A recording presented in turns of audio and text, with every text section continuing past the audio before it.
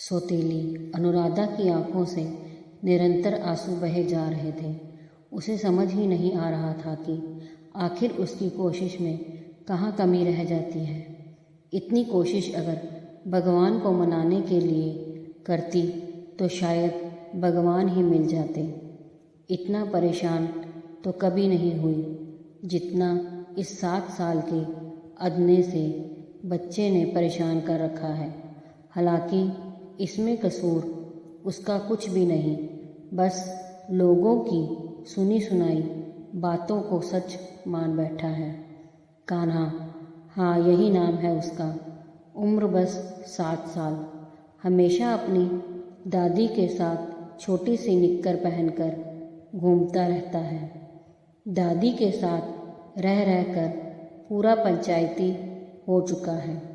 हालांकि दादी कभी भी अनुराधा की बुराई नहीं करती, पर दादी की सखियां हैं जो कान्हा को अनुराधा के खिलाफ भड़काती रहती हैं।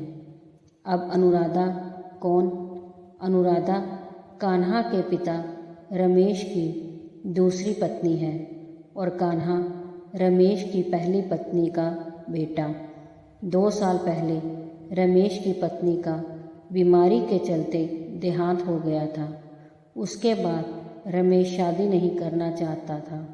बस जैसे तैसे बड़ी मुश्किल से रमेश को शादी के लिए मनाया गया और अभी पिछले महीने ही रमेश का विवाह अनुराधा के साथ हुआ है।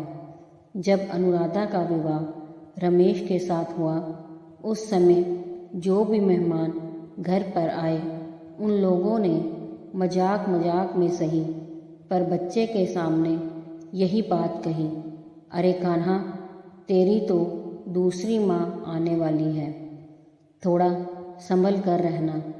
तो कोई कहता, कान्हा तेरी तो सौतेली माँ आ रही है, बहुत खराब होती है सौतेली माँ। लोग तो मजाक मजाक में कह कर चले गए, पर उसका असर उस बच्चे पर बहुत ज़्यादा हुआ। जब अनुराधा शादी करके घर में आई, तब से कान्हा का अनुराधा के साथ 36 का आंकड़ा चलता है। कान्हा अनुराधा को परेशान करने का एक भी मौका नहीं छोड़ता, जबकि अनुराधा कान्हा को मनाने की पूरी कोशिश करती। अनुराधा सौतेली माँ जरूर थी, पर उसे कान्हा से पूरा लगाव था। बस वह इसी कोशिश में लगी रहती कि कान्हा उसे माँ माने, पर कान्हा तो उसे माँ तक नहीं बोलता। उसके लिए तो वो अनुराधा ही है। दादी और रमेश कई बार डांटते, पर इसका कान्हा पर कोई असर न होता। थोड़ी देर रो धोकर वापस वैसा ही हो जाता और फिर उसकी वही शरारतें शुरू हो जाती। अभी पिछले सप्ताह की ही बात है। घर में मेहमान आए हुए थे जो थोड़े जल्दबाजी में थे। दादी ने अनुराधा को फटाफट चाय बनाने के लिए कहा। घर में रसोई का काम चूल्हे पर ही होता है, तो अनुराधा ने चूल्हा जलाकर चाय चढ़ाई और पानी लेकर मेहमानों को देने आई। इतने में कान्हा ने पानी का जग लाकर चूल्हे में डाल दिया। जब तक अनुराधा रसोई में गई, तब तक चूल्हा बुझ चुका था। अब चूल्हे में पानी भर गया था, तो दोबारा चाय बन नहीं पाई। बाहर दादी ने सबके सामने अनुराधा को फटकार लगा दी। हैरान रह अनुराधा को डांट पड़ते देखकर कान्हा को बड़ा मज़ा आया। बेचारे मेहमान बिना चाय पिए ही निकल गए। 2 दिन पहले अनुराधा ने अपने कपड़े छत पर सुखाए और नीचे आकर थोड़ी देर आराम करने लगी। उस दिन ज़्यादा थकी हुई थी, तो उसे नींद लग गई। जब नींद खुली तो घर के पीछे से कान्हा और उसके दोस्तों की हंसने की आवाज़ आ रही थी।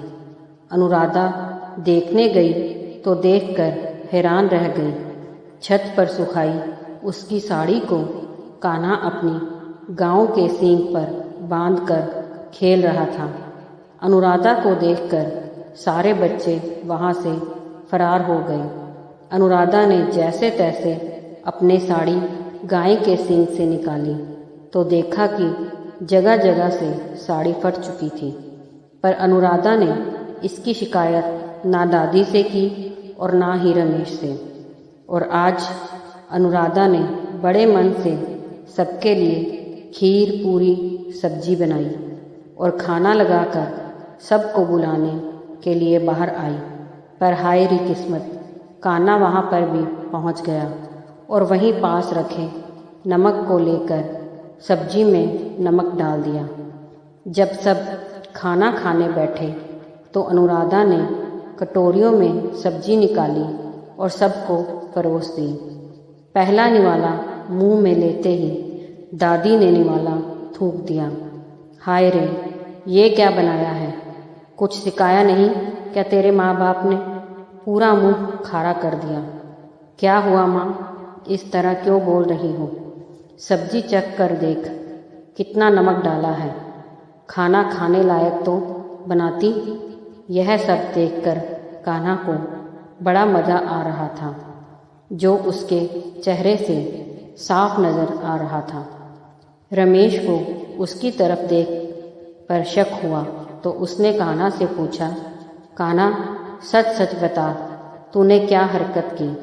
कान्हा एकदम से घबरा गया कि अगर सच पता चल गया तो फिर डांट पड़ जाएगी, इसलिए वह हकलाने लगा।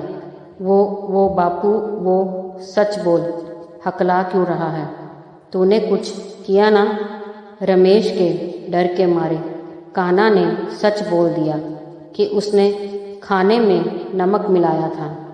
रमेश से बर्दाश्त नहीं हुआ तो उसने चांटा खींचकर कान्हा के गाल पर दे मारा। कान्हा को चांटा मारते ही अनुराधा का दिल चित्कार उठा। ये क्या कर रहे हैं आप? भला कोई बच्चे को इतनी सी बात के लिए मारता है क्या? तुम इसी का पक्ष ले रही हो। इसकी शरारतें देखी दिन पर दिन बढ़ती जा रही हैं। मैं माँ हूँ उसकी, तुम मेरी माँ नहीं हो। अनुराधा मेरी माँ नहीं है, रोता रोता कान्हा चिल्लाया और रोता रोता ही वहाँ से भाग गया। बस तब से अनुराधा के आंसू बहे जा रहे थे। सुबह से दोपहर तक कान्हा अपने दोस्तों के साथ ही रहा, घर नहीं आया तो रमेश अनुराधा को लेकर उसके मायके छोड़ने चला गया, इस वादे के साथ कि जब तुम आओगी तो तुम्हें तुम्हारा बेटा मिलेगा, सौतेला बेटा नहीं। इधर जब कान्हा घर वापस आया तो अनुराधा घर पर नहीं थी। उसने हर कमरे में जाकर देखा, यहाँ तक कि ऊपर छत पर भी ढूंढ आया। दादी बाहर खाट पर बैठी कान्हा को गौर से देख रही थी। किसे ढूंढ रहा है रे तू? नहीं नहीं, मैं तो किसी को नहीं ढूंढ रहा। अच्छा, जिसे ढूंढ रहा है बता दूं कि वो तो गई यहाँ से, अब नहीं आएगी। हाँ तो क्या फ़र्क पड़ता है, अब तो मैं चैन से रह लूँगा। मेरी सौतेली माँ गई।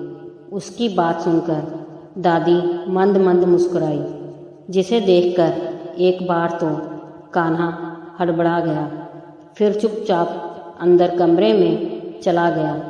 धीरे धीरे रात भी हो गई, पर आज कान्हा का घर में मन नहीं लग रहा था। उसे तो अनुराधा को परेशान करने में मज़ा आता था, पर आज तो अनुराधा घर पर नहीं थी। उसका मन भी किसी काम में नहीं लग रहा था। रात को रमेश घर आया है तो कान्हा आकर रमेश के पास ही खड़ा हो गया। उसे लगा कि रमेश अनुराधा के बारे में कोई बात कहेगा, पर दादी के पास खाट पर लेटा लेटा रोने लगा। अरे क्या हुआ कान्हा, तू रो क्यों रहा है? कोई परेशानी है क्या तुझे? पर कान्हा ने कुछ नहीं कहा, बस रोए जा रहा था। आवाज़ सुनकर रमेश बाहर आ गया। क्या हुआ माँ? देखना कान्हा रोए जा रहा है। बता भी नहीं रहा क्या हुआ। क्या बात है काना, रो क्यों रहा है? आज तो तेरे लिए खुशी का दिन है। तेरी सौतेली माँ चली गई। तू तो यही चाहता था ना? मैंने कब कहा कि वो यहाँ से चली जाए? मेरा तो अनुराधा के बगैर मन ही नहीं लग रहा। उसकी बात सुनकर दादी और रमेश के चेहरे पर मुस्कुराहट आ गई। पर वो तो नहीं आएगी। फिर तू उसकी बेइज्जती करेगा, उसे परेशान करेगा। नहीं, मैं बिल्कुल परेशान नहीं करूँगा। अनुराधा को ले आओ ना बाबू। ठीक है, कल ले आऊँगा।